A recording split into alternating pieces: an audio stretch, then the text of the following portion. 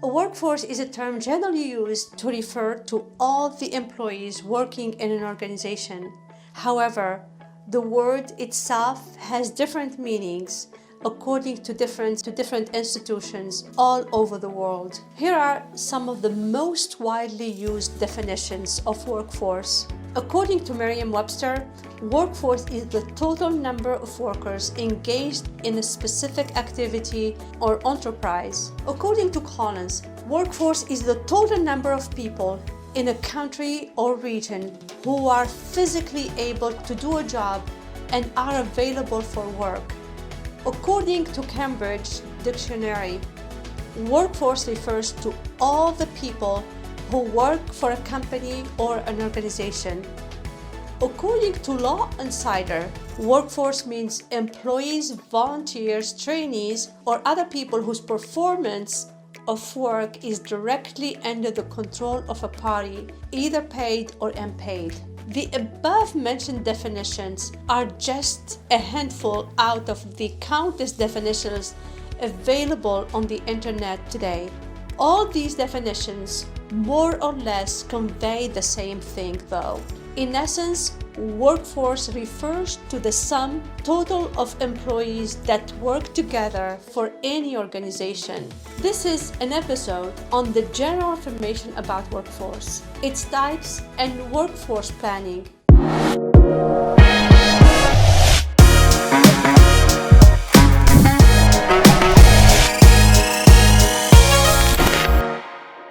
Welcome to another episode of the Workforce Workshop. Today we will be talking in detail about the workforce types out there. So why is a brilliant workforce important for any organization? A brilliant workforce is what takes any organization to the next level.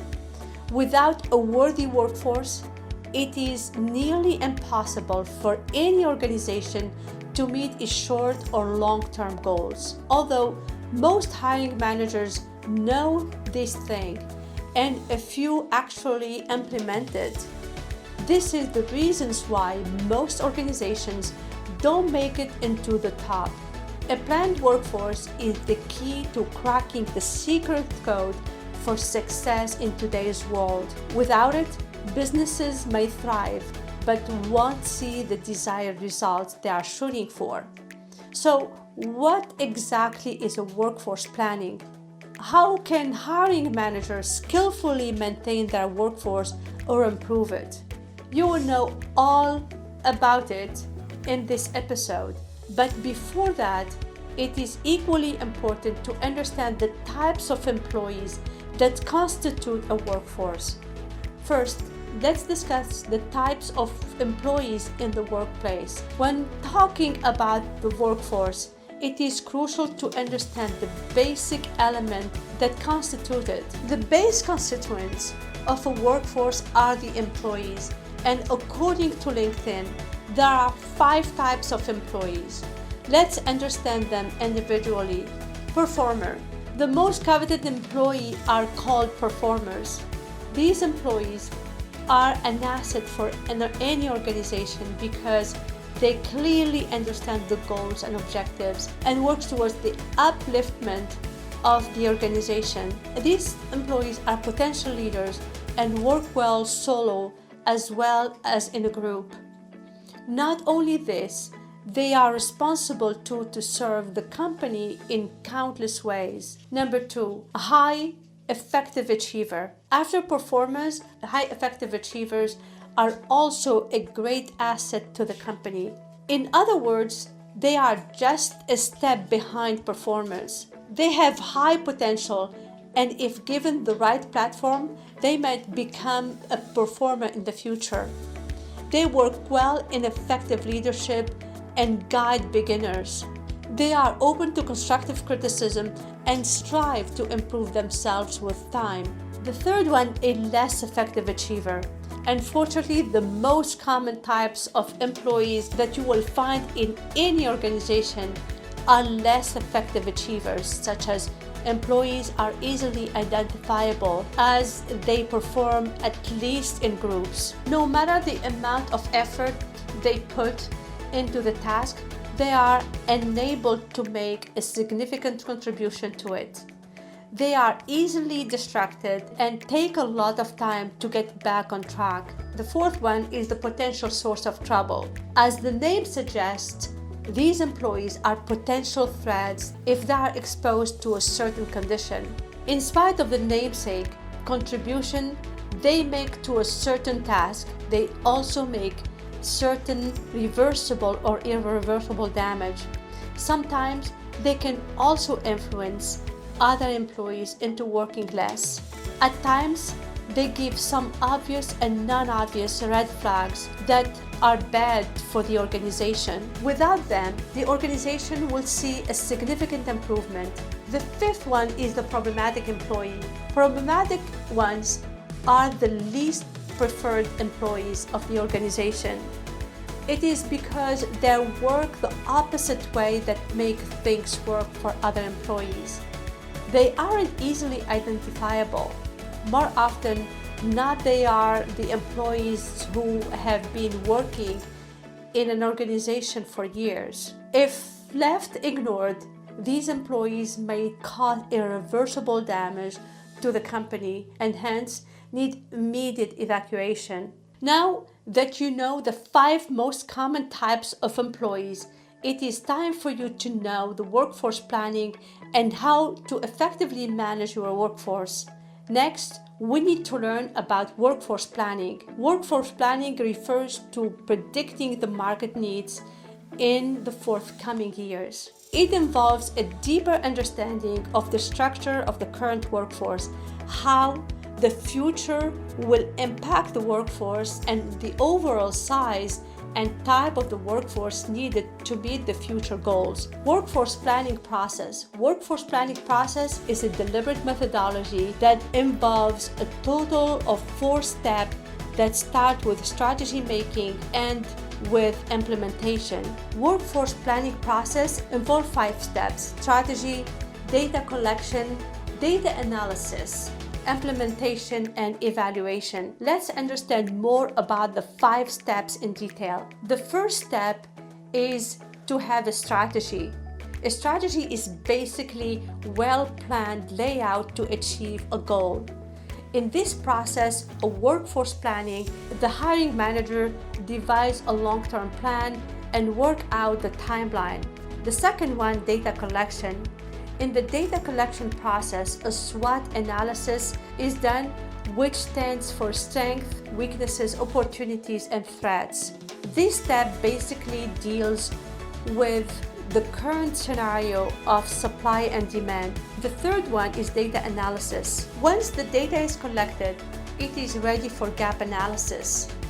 With the data in hand, it is easier to compare and analyze the differences between the present and the future. It's also possible to scale the progress with this method. In essence, this is a crucial step that helps to figure out the staffing liabilities along with the gaps in the workforce planning. The fourth one is implementation. After everything is planned out, it is time to implement it. Implementation is basically done to fill the existing gaps and meet the desired results. This involves processes like recruitment, employee training, workforce retention, appraisal, etc. The fifth one is evaluation.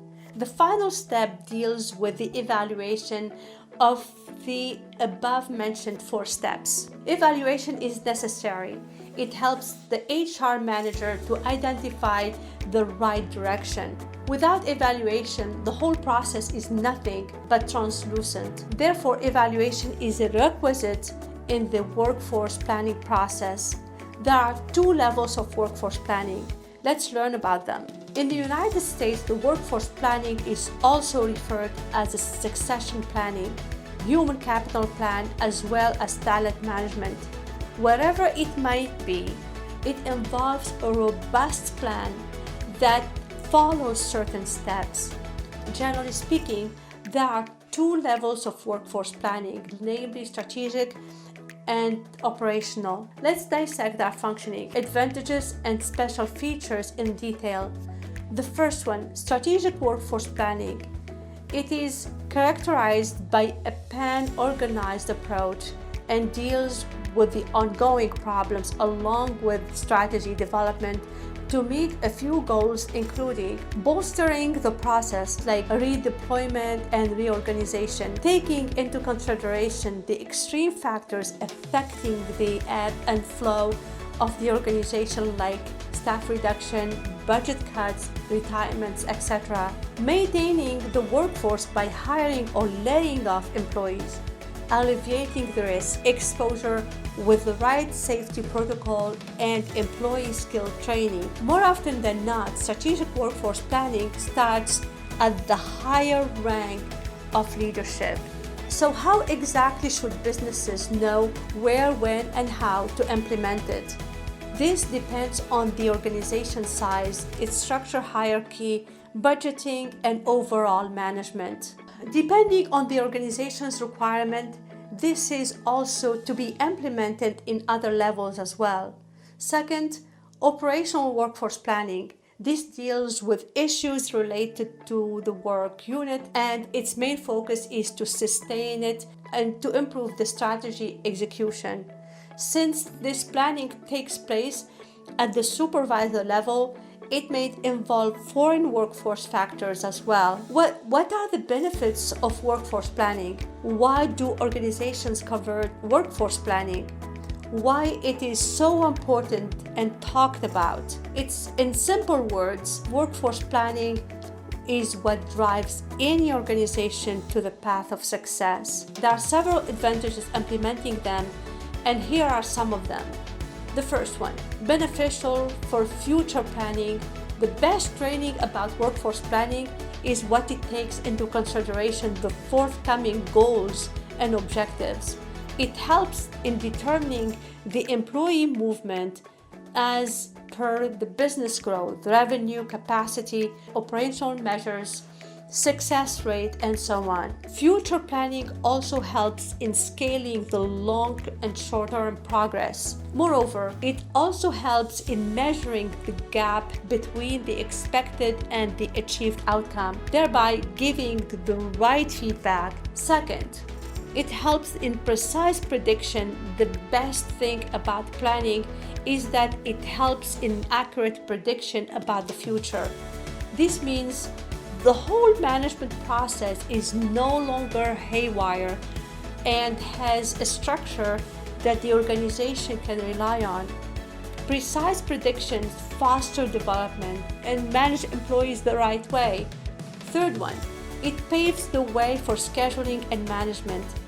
Workforce management is the progress that leads to various other benefits for the organization, but is certainly not easy. It is the outcome of the perfect balance between corporate rules, labor laws, vacancies, availability preferences, and whatnot. All of these things, plus several smaller factors, are taken into consideration to develop a workable workforce plan. With that in hand, it's easier to monitor the intraday management along with the overall scheduling. In essence, the main goal of workforce planning is to devise a strategy that ensures employees are working up to the expectations and are taken care of at the same time. Lastly, what is a workforce development? The workforce development is another important goal of workforce planning. It is essential for the economic development in an organization. In other words, workforce development encompasses the plethora of activities, programs, and policies that sustain and drive a workforce. It is an organizational perspective that aims at improving the existing workforce by focusing on their skills. Workforce development involves skills, uplifting programs like training, seminar workshops, webinars, and so on. This is done to upskill the existing employee and keep pace with the highly competitive global market. Previously, these trainings were organization specific, but now they focus more on the niche. This is important to meet the requirement of the ever-changing market and develop multi-dimensional understanding of the industry dynamics. To conclude today's episode, in essence of workforce is not just a group of employees working together for an organization. It is a whole ecosystem that carries the weight of a corporate world. If handled correctly, it will yield the desired result. Otherwise, it will continue to the deterioration of the organization. This episode was all about workforce, effective workforce planning, and how organizations can work towards workforce development. Hiring managers should keep in mind that workforce planning and workforce development are inseparable. Therefore, it is crucial to consider them all together. That's all for today's episode. Links to everything will be in the description below. If you liked our content, don't forget to subscribe and hit the notification button.